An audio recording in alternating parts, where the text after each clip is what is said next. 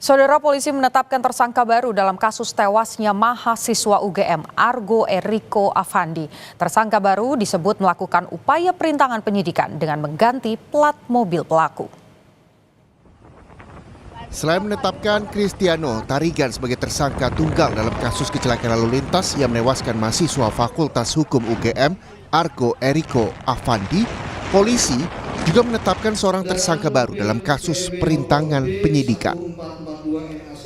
Kapolresta Sleman menyebut tersangka baru itu sengaja melakukan penggantian plat palsu saat mobil Kristiano disita di Mapolsek Ngaglik. Nomor plat mobil Kristiano yang mendadak berubah itu kemudian viral di media sosial. Meski telah menetapkan seorang tersangka baru, hingga saat ini polisi belum bersedia membuka identitas pelaku karena masih penyidikan. Pada saat kendaraan sudah diamankan, tanpa diketahui oleh petugas, ada yang mengganti plat nomor tersebut menggunakan plat nomor B1442NAC. Kami sudah dalami dan kami sudah amankan pelakunya. Kita sedang melakukan pemeriksaan dan pendalaman dan akan kita proses. Terkait dengan berupaya melakukan barang bukti. Polisi juga menahan Kristiano Tarigan, tersangka kasus kecelakaan yang menewaskan mahasiswa UGM di Sleman, Yogyakarta. Kristiano, yang juga merupakan mahasiswa UGM itu, kini mendekam di tahanan Mapolresta Sleman. Kristiano dinilai melanggar pasal pidana tentang kelalaian dalam berkendara yang menyebabkan orang lain meninggal dunia dengan ancaman hukuman 6 tahun penjara. Melakukan gelar perkara kedua dan menetapkan pengemudi mobil BMW nomor B1442NAC atas nama CCP diduga sebagai tersangka dalam perkara kecelakaan lalu lintas tersebut.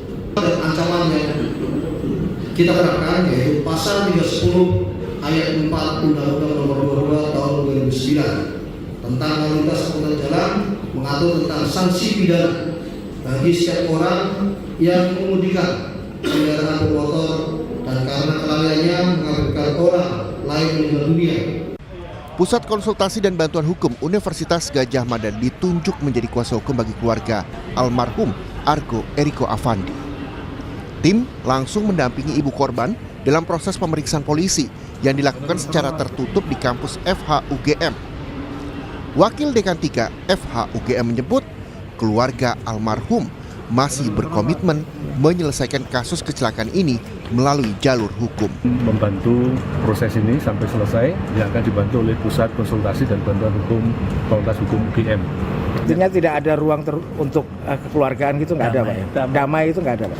Belum diputuskan, tapi yang jelas keluarga menerima itikat baik dari pelaku untuk nanti kedepannya kita lihat setelah proses ini berjalan dan kondisi psikologi ibu korban itu memang sampai sekarang belum mampu untuk melaksanakan itu tadi. Yang jelas proses hukum berjalan dan ini sedang berlangsung dan kita semua menghormati proses itu. Pak kabar.